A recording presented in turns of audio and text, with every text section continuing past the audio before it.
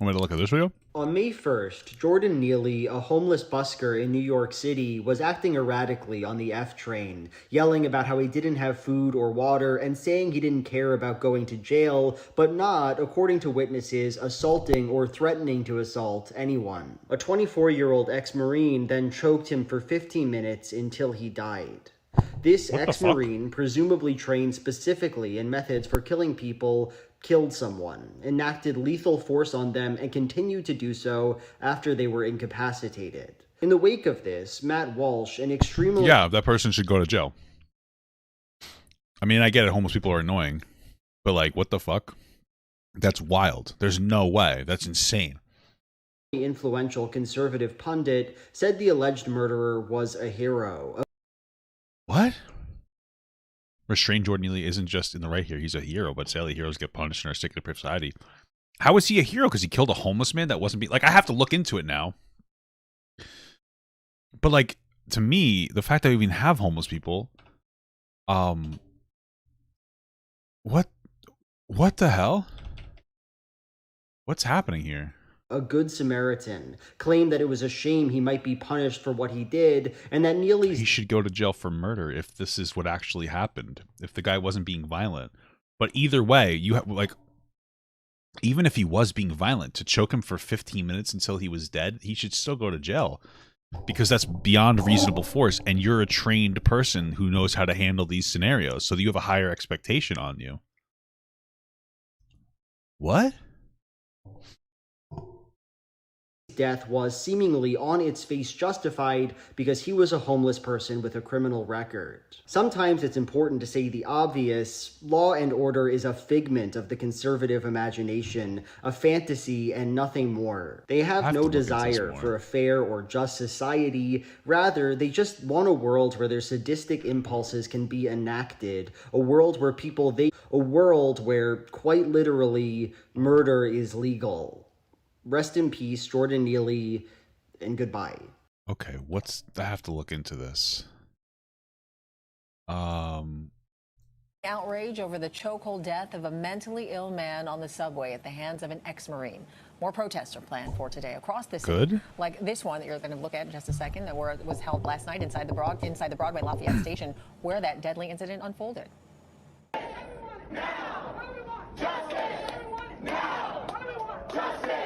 So the death of a homeless man who allegedly had threatened passengers aboard a New York City subway and put in a chokehold by one of the riders has been deemed a homicide. Oh, then he should go to jail. If it was deemed a homicide by police, then it should go to jail. He should go to jail for murder. He murdered a person. People watched why a homeless man was killed. True. And we failed him in so many ways. I just feel we failed him for being homeless in the first place. That's a failure of our institutions. Not letting somebody who probably had mental illness. What we're seeing is people deputizing themselves and not having a compassionate approach to mental health and homelessness, said one of the speakers held at the station when the altercation occurred. Here's the thing, dude. This is wild. Okay, like, listen. If the guy was being threatening and he went to attack somebody, I get it. But like, if you're a Marine, which this guy was, right? If you're a Marine and you have training beyond my and your abilities, there's a higher expectation of the way that you interact with society. If you get him into a chokehold and he passes out, you're not really supposed to chokehold people, but like, okay, let's say you put him in a chokehold and then he passed out and you stop. You incapacitated him to the best of your ability and he happened to pass away. That's a different story. Then we're like, okay, you know what? Like, that's really messed up and this is unfortunate, but there might be a problem. But 15 minutes? He murdered this man. This guy is a murderer. This person murdered a person. 15 minutes? I feel so devastated by that. I've seen this person dance. You know, we all have. That's the Michael Jackson stuff made me remember. All right, so 30-year-old Jordan Neely. This is the guy? Jackson impersonator, known to so many subway riders, and this morning they are demanding justice. So joining us this morning is homeless advocate Shams Tabaran, also known as the homeless hero. Good morning, Shams. Good to see you this morning. Good morning. Good morning. So unfortunately, under these circumstances here, now we know the city medical examiner just ruled this death a homicide, right? From your perspective, first and foremost, when you looked at the video and you watched this all unfold, what were your initial thoughts? Well, it's kind of emotional. I don't know if I could watch the video on stream, but they could watch it here. Oh, is there? Oh, that's not really showing anything. I'll keep watching this. Even speaking of it and seeing the footage of Jordan, like right now, I'm traumatized. Seeing that footage of him being choked to death brought back memories of the George Floyd footage, which I've only was able to watch one time. And I deal with people in the streets. Lived that life. I'll say like one thing. Like I understand, we can't hold everybody to the expectation of knowing how to deal with like a mental health person. No, this guy's like this guy kill. I'm watching I'm not going to show the footage. Like once he passed out, let him go. But this is wild. Yeah. I know it's like to be out there and to need help, to ask for help. Being put in a chokehold for several minutes. I mean, like, for what? You'll pass out in like 40 seconds, no? How long does it take to pass out? How long does a chokehold take to pass out? Pass out. That's good enough for Google. It takes 2 to 10 seconds. What? 2 to 10 seconds to pass out from a chokehold. Or something like that. 7 minutes? That's wild. Yeah. I know how to decide. Like, I understand people don't have to, like, not everybody has training to deal with mental health, people. I understand people with mental health issues. I understand that. But holding this guy down in the way that he is fucking insane. This guy was murdered. It was disproportionate, especially for somebody that's trained in the fucking military, dude. And into mental illness and how hurtful that could be. And painful. And by the way, like, I see some people playing some race narratives. I don't want to play the fucking bullshit race narrative game. Like, yeah, the guy that choked him out was white, and he was choked. The guy that got choked out was black, and they mentioned George Floyd. And the article that I just read, like on the side, or the video I was watching, there was like, oh, a white man choked out a black man. Who cares about who's white and black, bro? A fucking homeless man was murdered by somebody with intense training to be able to handle these situations without killing them.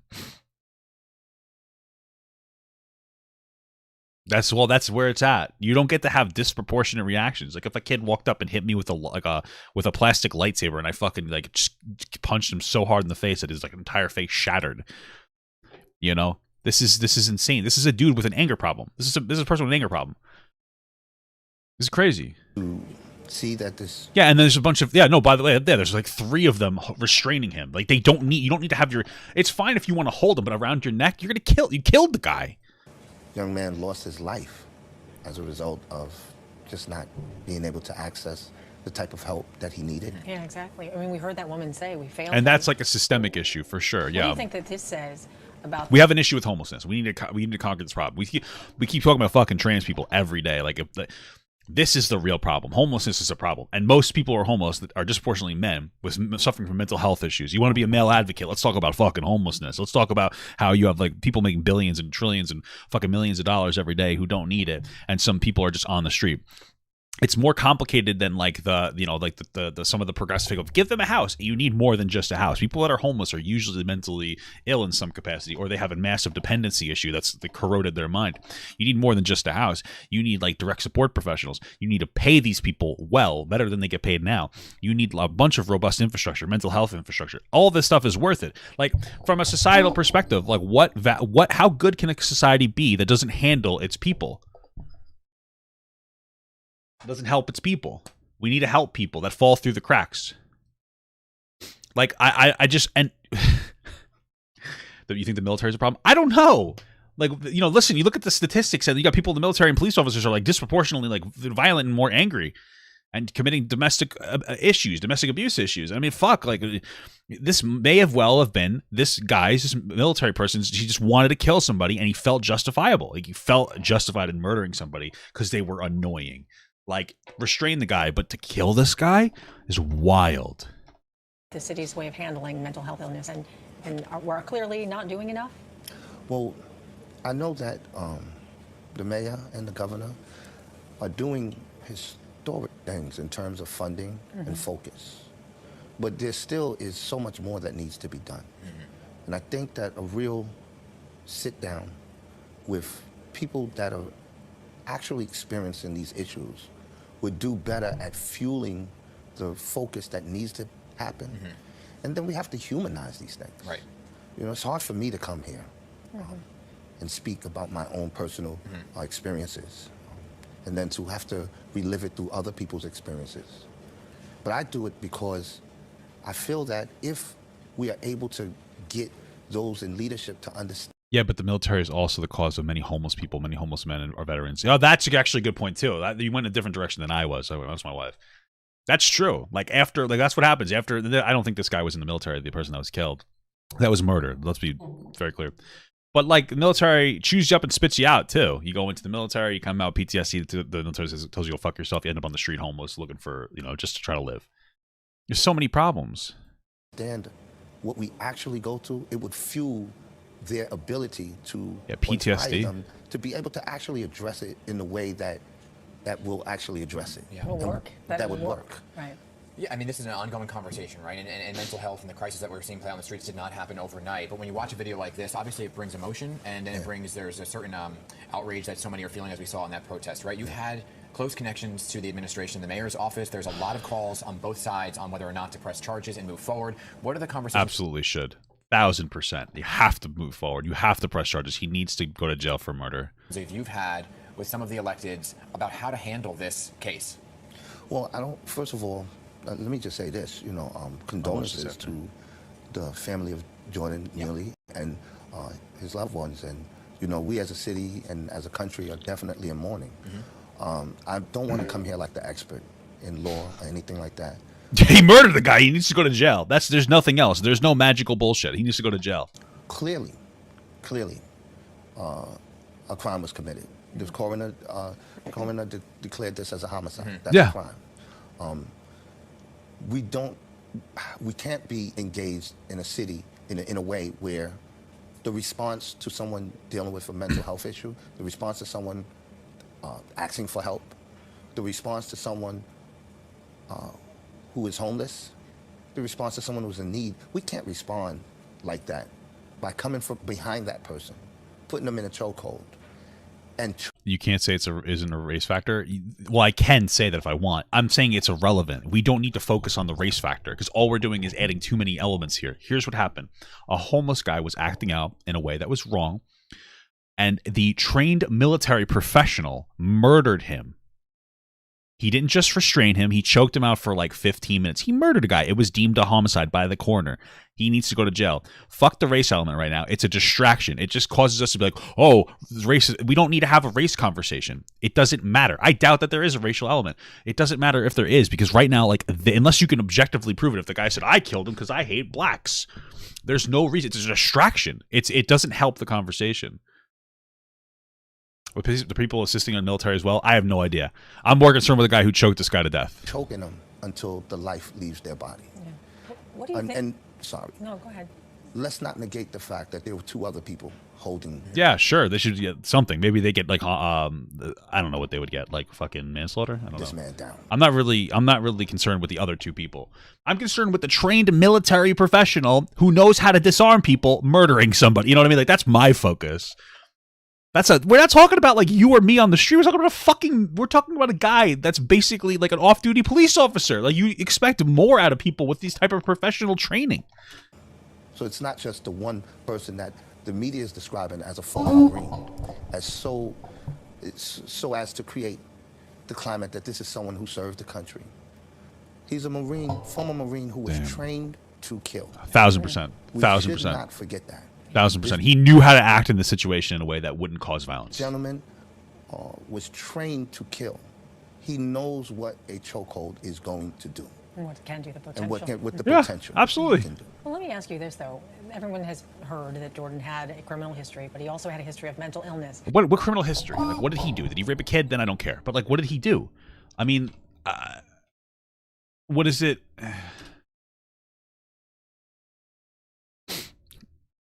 How do you think he fell through the cracks like this, then? Well, let me say this. First and foremost, if you're black in America... All right. Maybe. Ask the question one more time. No, I just don't think that the race is going to be productive in this conversation. Wondering, because he had a history of mental illness.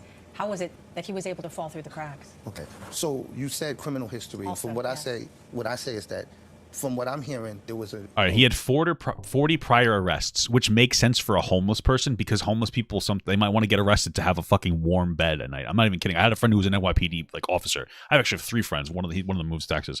And I still have 2 friends. This is shit that happens, and especially now. What you guys don't understand is in New York, the last time I heard, they absolved this unit that would help take homeless people to a homeless shelter. They used to have like the funding, and they would take a homeless person and they would bring them to a homeless shelter if the homeless person like called the cops or whatever. Now they can't do that, so all they can do is bring you to the hospital.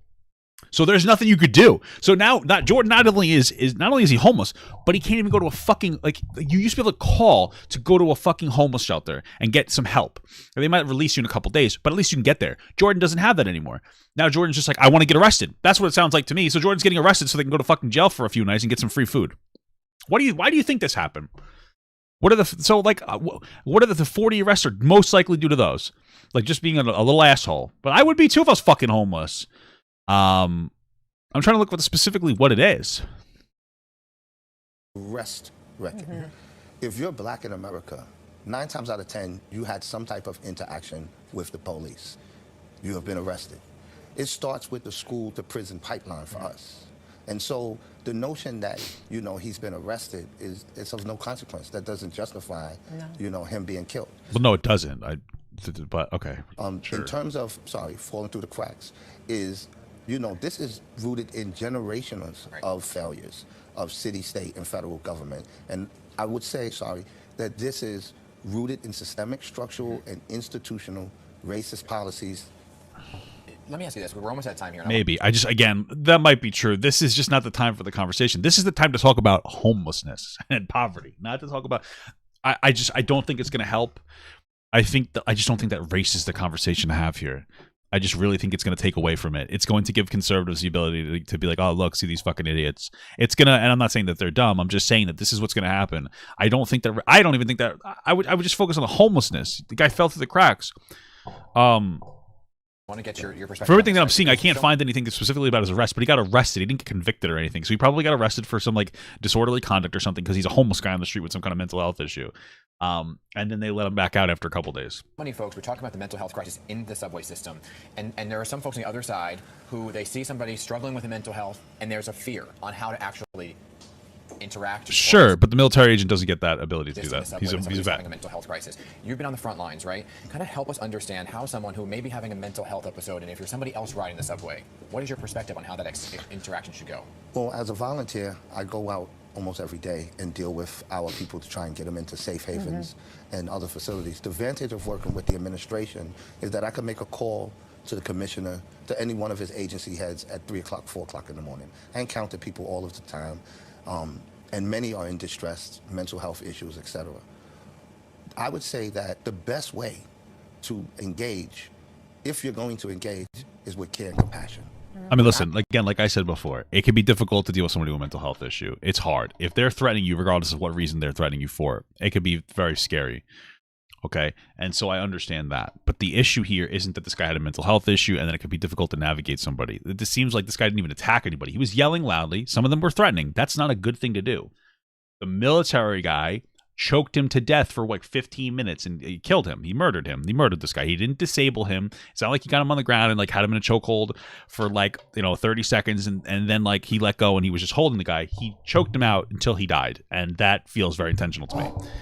He's a murderer. He murdered somebody. That's what it is. There's no debate here. He's a fucking murderer. He's a guy's a murderer. He murdered a guy. I do that, it tears down whatever pain the person is going through. And that I've had just recently, a few days ago, I got someone who everybody moved away from on the train. I sat beside him. I started talking to him. And he started talking like the pain was coming out. It was loud, it was coming out. And I just started telling him, I hear you, brother, I hear you. And he started crying, and he grabbed me, and he held me. And he said, thank you. I just needed someone to listen to me. Yeah. I just needed someone to listen. Sometimes that's all it takes. All right. Care and compassion. Yeah. Sham, thanks so much for being with us this morning. We appreciate your time and your insight as well. Outrage. Cooperstein, and we're going to start with that death on the subway in Manhattan. We're learning more about the man who died after police say he started harassing people on the F train. And disturbing video shows the moment a bystander subdued him. Police say this right here is a look at the moment a former Marine put that man in a chokehold. The Marine was questioned by cops, but then let go.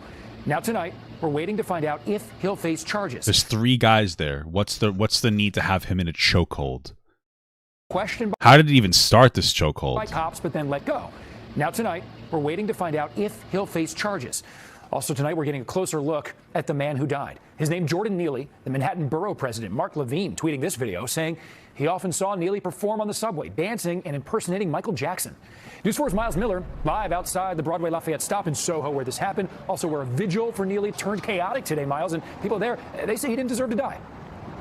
That's right. That's why the vigil turned so chaotic. They wanted to be able to mourn downstairs. A lot of the people who came to that vigil knew him from his time as a subway performer. Outrage is mounting from them and from elected officials say he did not deserve to die this way. A black man was killed by a white man here. Okay. On the Uptown F train platform at Broadway Lafayette Street, a vigil for Jordan Neely, a 30-year-old homeless New Yorker who was put in a chokehold after passengers say he was put in a chokehold by a trained military veteran with 2 other people helping restrain this guy. Nothing here is appropriate or necessary, and he knows this. Began acting aggressively and threatening riders on an F train Monday afternoon. Instead, what we're seeing is people deputizing themselves and not having a compassionate approach to those who are struggling with mental health and homelessness. Neely was placed in a chokehold by a... That's not what I'm seeing. I mean, that's part of it. This guy wanted to murder a guy, and he murdered a guy. That's what I'm... 24-year-old... That's as simple as it is for me, and he needs to go to jail. I don't give a fuck about what conservatives say. I don't care. Well, what do you think the political climate could be if this guy goes to jail? I don't care. What he did was wrong, and that's what matters, and he needs to be arrested and needs to go to jail for murder. He needs to be charged with murder. He murdered somebody. Maybe even charge these guys with, like, some kind of an issue, too. Subway rider for nearly 15 minutes as passengers waited for police to release. A spokesperson for the Manhattan District Attorney tells me, quote, "We have an ongoing investigation," end quote. Governor Kathy Hochul reacting to the video this morning. That was deeply disturbing, and that causes a lot of fear in people. And actually, the mayor and I are working so hard to restore. Imagine that we didn't have social media. Just imagine that for like 1 second. If we didn't have social media, I don't think that this would have been a thing. I don't think that anybody would have really cared. And maybe I'm wrong, but it feels like the only reason that we're really talking about this is because we have footage of what happened. We have we have the situation that happened, and then we have the coroner saying it was homicide, and then we have the video. We have the video showing us, like, what the fuck is this? You know? That sense of safety. Neely was a well-known Michael Jackson impersonator, seen here in this video. Manhattan Borough President Mark Levine noting he'd seen him perform many times and always would make people smile. The incident putting a focus on mental health issues and homelessness in the subways. Shams, the homeless hero, is formerly homeless. I just broke down in tears because the greatest fear for me was dying while homeless. And sources close to the investigation say the autopsy has been completed, but they are reviewing that video for any evidence that may show the cause and origin of his death. We are live in NoHo. I'm Miles Miller. I'll send it back to you. Yeah, man. The guy murdered him. That's the fact of the matter, and he should go to jail for murder. So.